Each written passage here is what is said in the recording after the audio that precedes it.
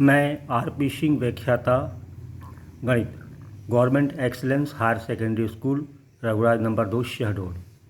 प्यारे बच्चों, आज मैं अध्याय 6 सातत्य और अवकलनीयता यानी कॉन्टिन्यूटी एंड डिफरेंशियबिलिटी का भाग 1 पढ़ाऊँगा। इस भाग 1 की जो विषय वस्तु है वो देख लीजिए। विषय वस्तु इस प्रकार है। पहला है सातत्य की अवधारणा यानी कॉन्सेप्ट ऑफ कंटिन्यूटी।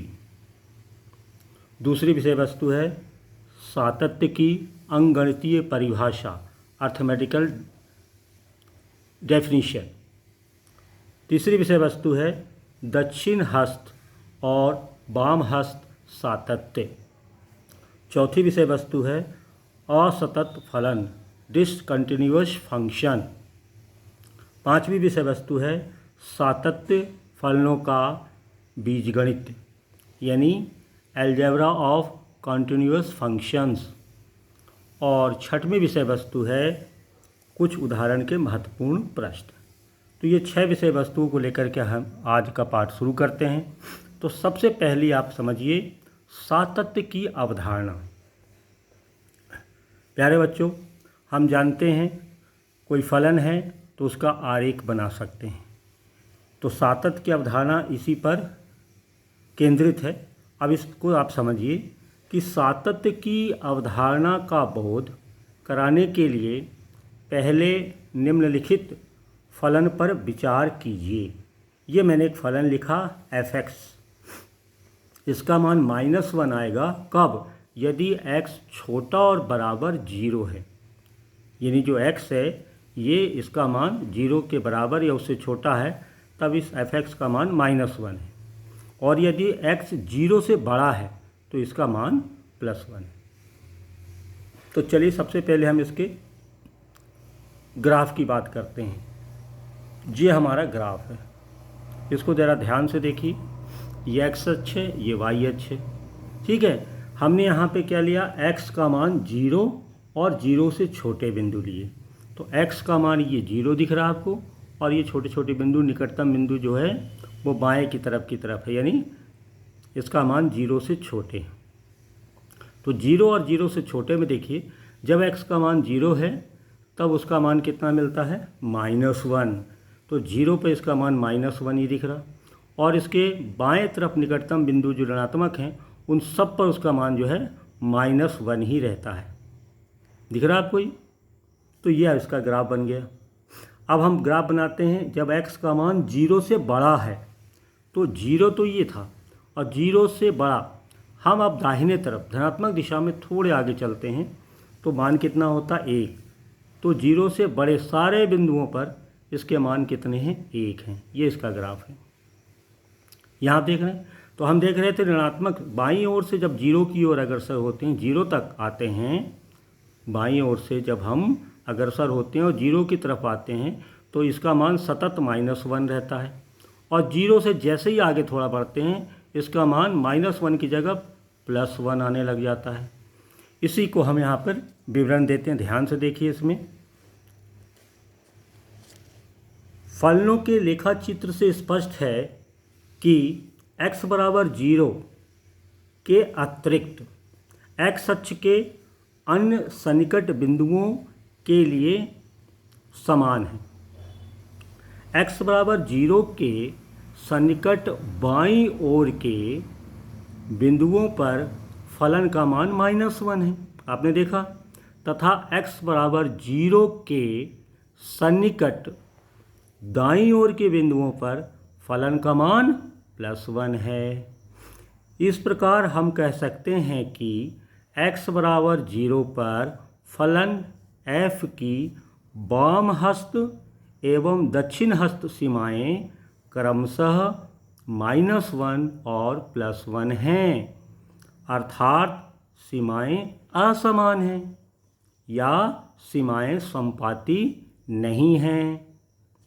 साथ ही जैसे ही हम x बराबर 0 के बाईं ओर से दाईं ओर अग्रसर होते हैं तो फलन f -1 से +1 को जंप करता है।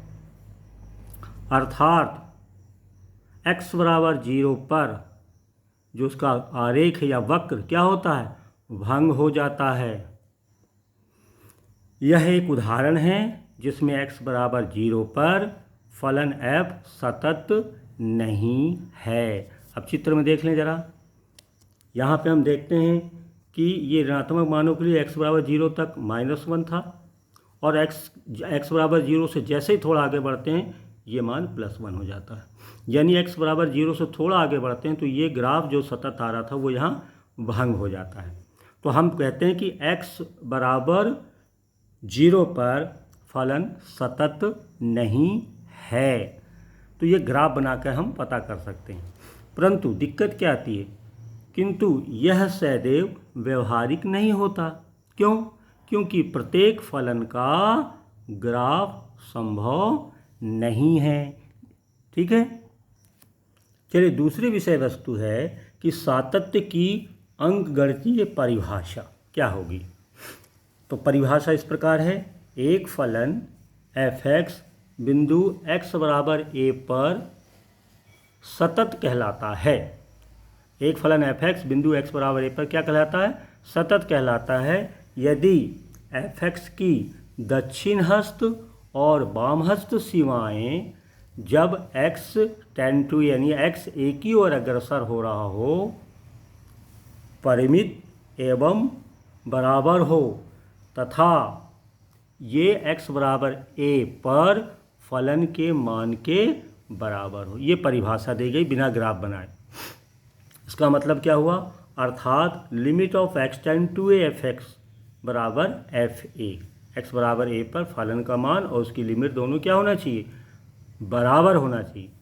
परिभाषा से स्पष्ट है कि फलन f(x) के x बराबर a पर सतत होने के लिए निम्नलिखित 3 प्रतिबंध संतुष्ट होने चाहिए। इसको ध्यान रखिएगा। पहला है नंबर 1, f a परिभाषित हो। परिभाषित हो मतलब अर्थात x बराबर a पर फलन का एक निश्चित मान हो, पहली चीज।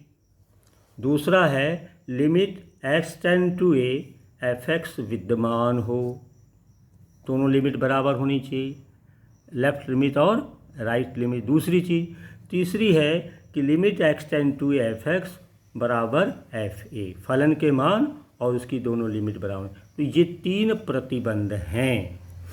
चलिए तीसरी विषय वस्तु हमें पहले देख लेते हैं कि दक्षिण हस्त और वाम हस्त सातत्य क्या होता है।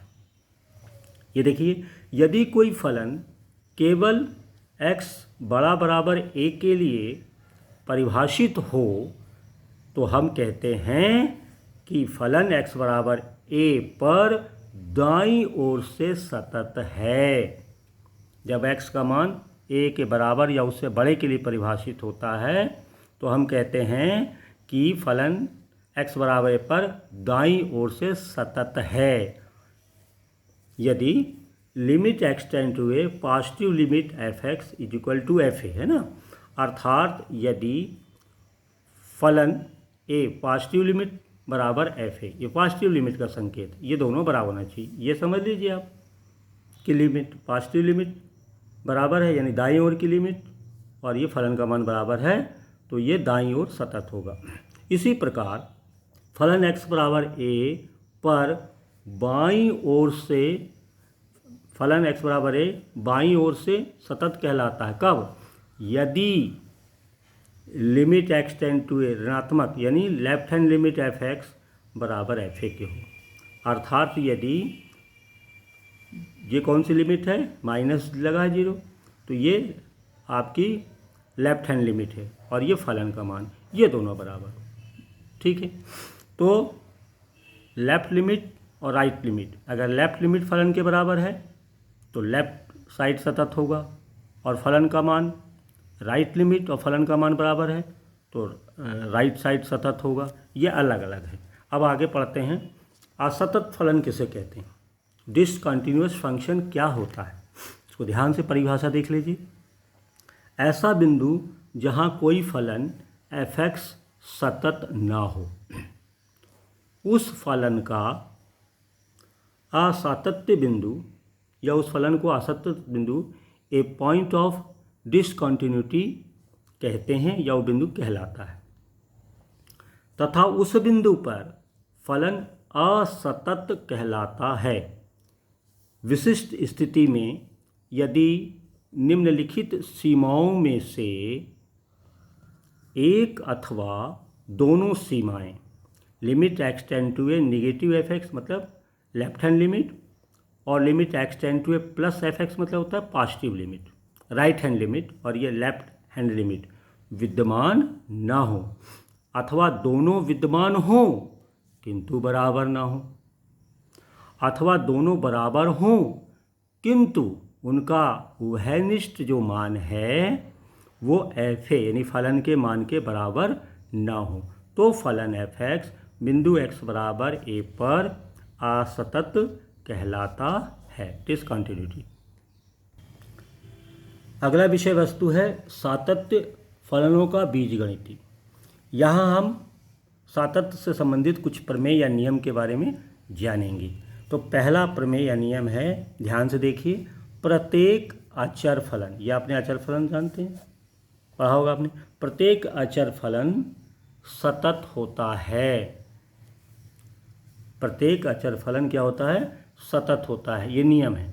थोड़ा इसको हम सिद्ध भी करते हैं। देखिए, माना कि एक फलन R से R है, यानी वास्तविक संख्या से वास्तविक संख्या पर परिभाषित है। इस प्रकार परिभाषित है कि एफ एक्स बराबर सी, यानी अचर फलन है, प्रत्येक x R का सदस्य है। अब हम बिंदु x बराबर a पर फलन f के सातत्य की जांच करेंगे। देखिए, चूंकि x के प्रत्येक मान के लिए फलन का मान c है, कांस्टेंट है, अतएव limit extend to a f x, अगर इसकी लिमिट ले तो c आएगा, कांस्टेंट है। साथ ही फलन का मान a बिंदु पर x की जगह लिख दीजिए, ये भी c दिया हुआ है, तो लिमिट भी c आ गई और फलन का मान भी c आ गया।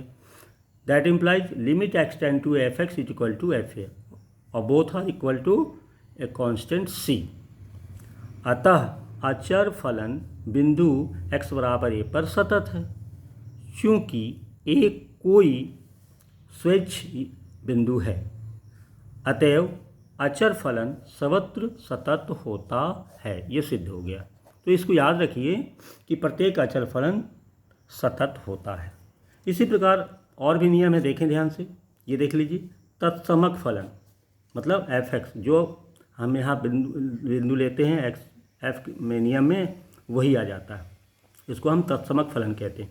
एफ एक्स बराबर एक्स अपने डोमेन के प्रत्येक बिंदु x पर सतत होता है। ये भी एक नियम है, इसको याद रखिए।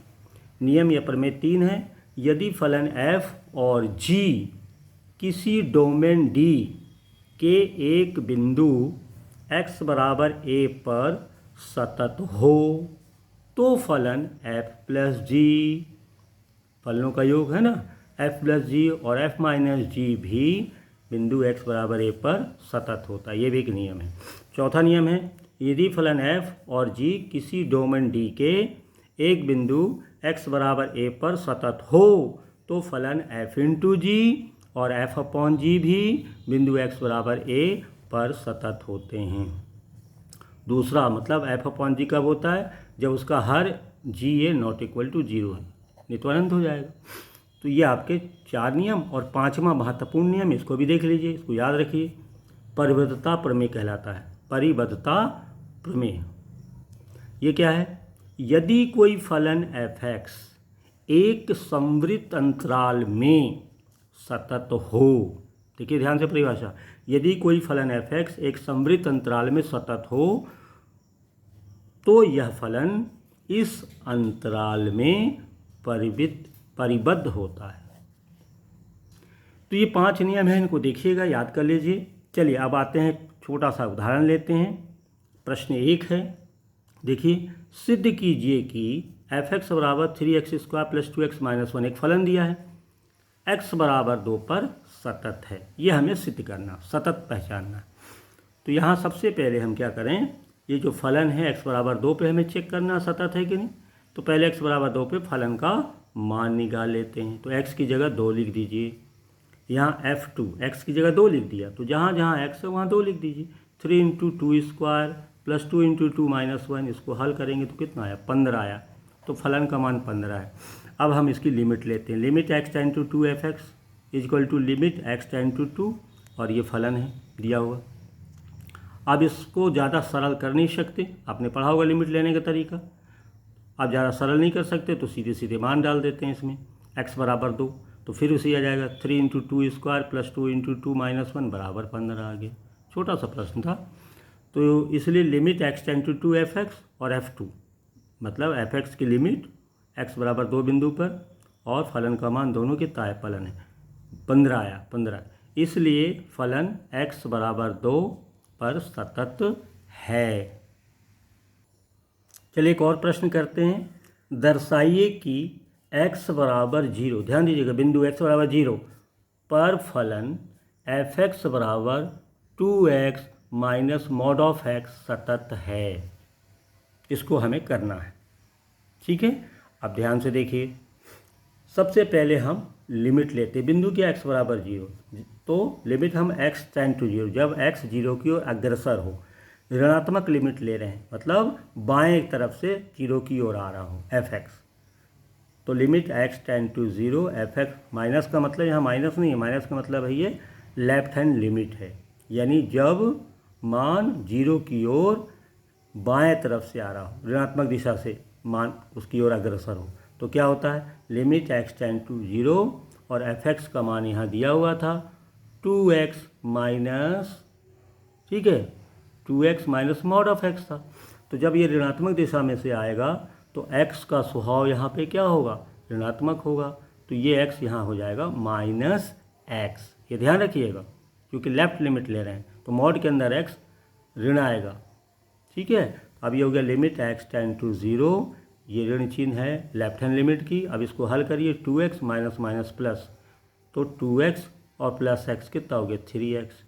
अब इसमें हम लिमिट ले लें, अब इसको ज़्यादा सरल कर नहीं सकते, x के बराबर 0 लिख दीजिए, तो ये 0 आ गया, यानी लेफ्ट हैंड लिमिट 0 आ गई। इसी प्रकार राइट हैंड लिमिट देखते हैं, limit x tend to 0, positive limit f(x), right hand limit, तो लिमिट x टेंड टू 0। अब हमारा जो प्रश्न था देखिए, ये 2x minus mod of x, तो यहाँ पे जो 0 है वो दाहिनी तरफ से 0 की ओर आ रहा है, यानी पॉजिटिव डायरेक्शन से 0 की ओर अग्रसर है, तो यहाँ पर x की प्रवृत्ति धनात्मक होगी, तो ये x हो जाएगा, तो कितना होगा 2x और ये माइनस, इसकी वैल्यू x लिख दीजिए।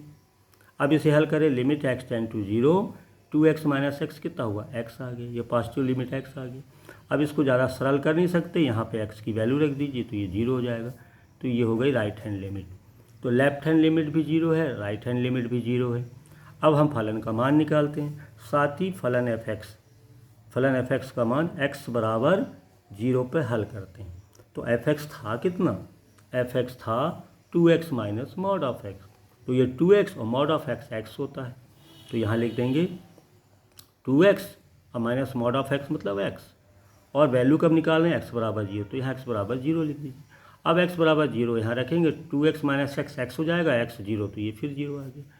तीनों आप देख लीजिए, तो लेफ्ट लिमिट राइट लिमिट बराबर, यानी सीमा का अस्तित्व है, सीमा विद्यमान है, और लिमिट भी देख लिया आपने। तो तीनों प्रतिबंधों के हिसाब से हम क्या देख सकते हैं, limit x tend to 0 f(x) बराबर f0 मतलब x बराबर 0 पर फलन का मान, ये सब शून्य आया, अतः दिया गया फलन x बराबर 0 पर सतत है। ये एक प्रश्न हो गया।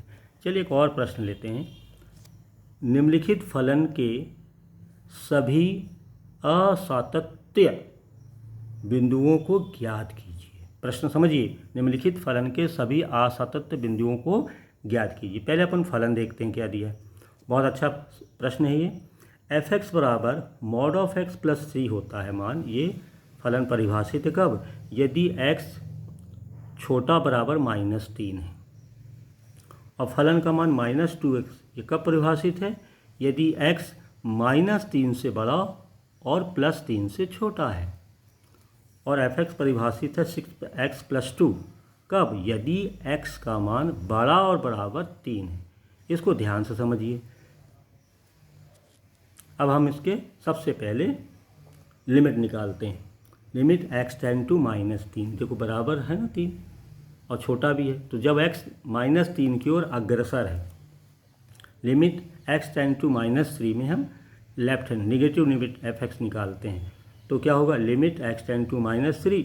अब ये देखिए x जब -3 की ओर अग्रसर है तो परिभाषा से हम क्या देखते हैं, इसका मान कितना था, यहाँ देखिए मॉड ऑफ x + 3, तो ये x की प्रवृत्ति क्या होगी, ऋणात्मक दिशा से x आ रहा है, तो ये हो जाएगा नेगेटिव माइनस, तो -x + 3 हो जाएगा।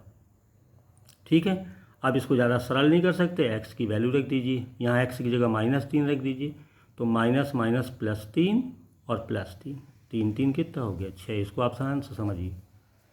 आगे बढ़ते हैं, limit x tend to -3 positive limit f(x) की निकालते हैं, तब कितना मान आएगा, ध्यान से देखिए।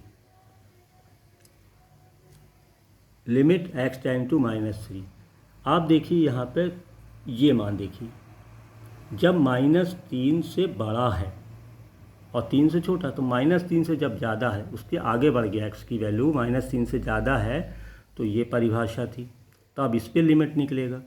तो जब ये पॉजिटिव लिमिट लेते हैं x टेंड टू -3 f(x) का, तो यहाँ पे हम परिभाषा से -2x लेते हैं, तो x टेंड टू -3।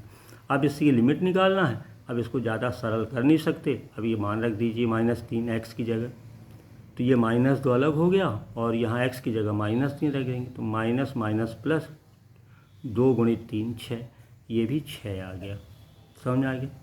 अब आगे देखते हैं, साथ ही फलन का मान -3 बिंदु पर क्या होगा, तो बराबर की स्थिति वाला देखिए, बराबर की स्थिति में देखिए, बराबर पे -3 के बराबर पे ये परिभाषित है, मॉड ऑफ x + 3 है, तो यहाँ पे कितना आएगा ज़रा बताइए, फलन का मान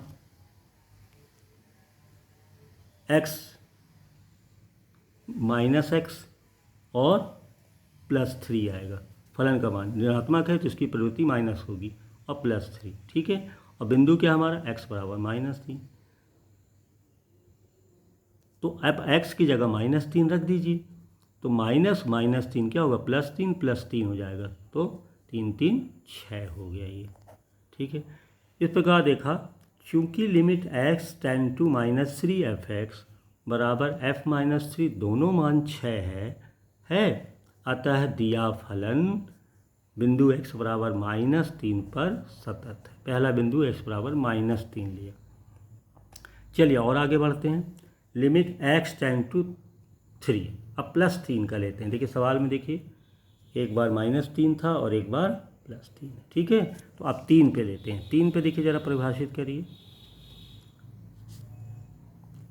x tend to 3 left hand limit f(x) के लेंगे, तो x 3 की ओर अग्रसर है, तो लेफ्ट में आपका कौन सा आएगा, लिमिट x टेंड टू 3 कौन सी परिभाषित होगी, जो 3 से छोटे के लिए, आप देखिए 3 से छोटे के लिए ये लगेगा, फलन परिभाषित है 3 से छोटा, तो यहाँ 3 से छोटा में हमने क्या ले लिया, -2x ले लिया, ये लेफ्ट लिमिट है। अब इसको ज़्यादा सरल नहीं कर सकते, x की जगह 3 रख दीजिए, तो -2 × 3 -6 आ गया। फिर limit x tend to 3 positive limit f(x), limit x tend to 3 positive के लिए क्या था, 6x + 2 परिभाषित था धनात्मक मान के लिए। अब आप इसको ज़्यादा सरल नहीं कर सकते, 3 यहाँ रख दीजिए, 6 × 3 = 2, 6 × 18 2 20 +20 आ गया। लेकिन हम देखते हैं कि ये लेफ्ट लिमिट और राइट लिमिट दोनों बराबर नहीं दिख रहे हैं, इसलिए limit x tend to 3 f(x) का अस्तित्व नहीं है।